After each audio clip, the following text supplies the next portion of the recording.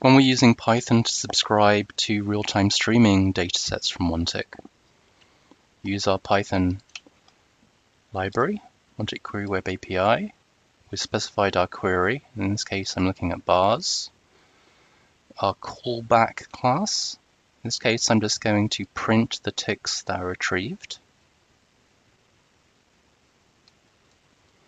And we can say BS ticks for how many ticks we batch together for the history retrieve, and BS time milliseconds, how many ticks we batch together for live subscriptions.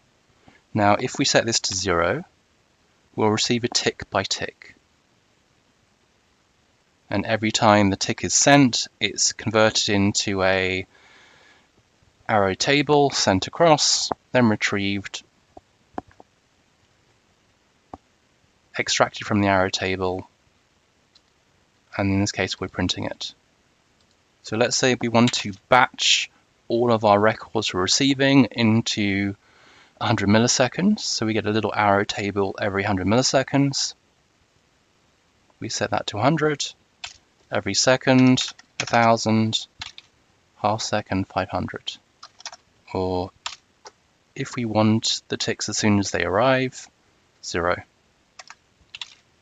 So by setting BS time msec in our OTU.run, when we're retrieving live streaming data, we can optimize how we retrieve that data to take in account of optimizing compression and minimizing the latency of retrieval.